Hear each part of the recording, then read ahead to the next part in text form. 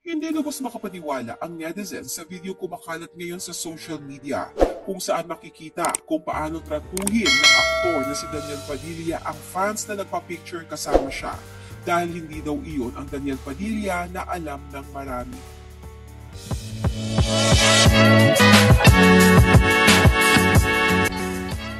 Makalipas aminin ni Catherine Bernardo at Daniel Padilla na hiwalay na sila, ay kasunod naman ito ng kaliwat kanang negatibong balita tungkol sa aktor na si Daniel Padilla.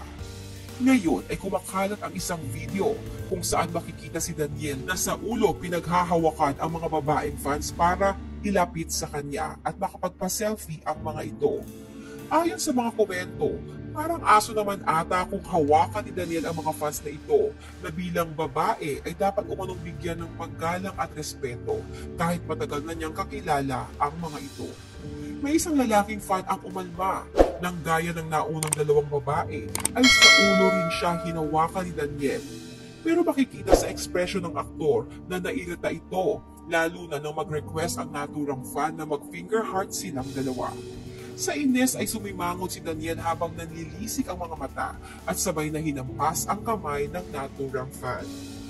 Labis na ikinagulat ng marami ang nasaksihan na ugali ng aktor sa pakikitungo nito sa fans na siyang nagpasikat sa kanya at sa tambalan nila ni Catherine Bernardo.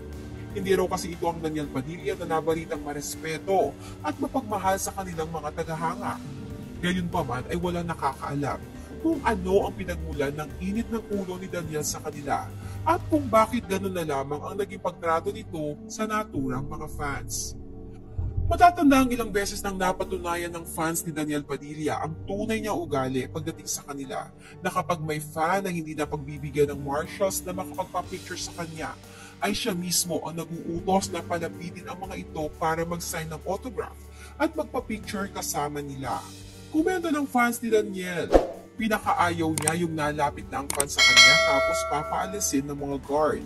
Minsan, kahit sa gas station at may nakakilala sa kanya, ay binabati niya ang mga ito at pinagbibigyan din na makipag-selfie sa kanya.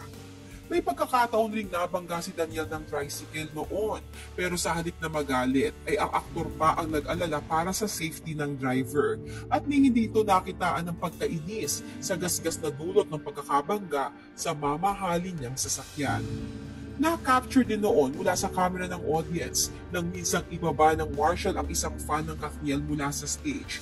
Dahil pumuslit ito para makalapit kina Daniel, ay nagalit ang aktor sa marshal at inutusan ito na pabalikin ang naturang fan sa stage para makasama niya ito sa litrato.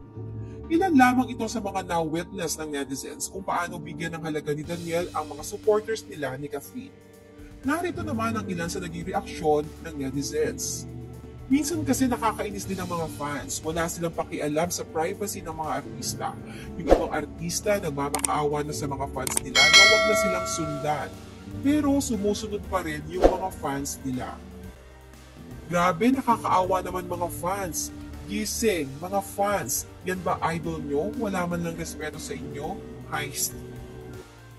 Ano pong masasabi nyo sa video ito ni Daniel Padilla na kumakalat ngayon? Share your comments below.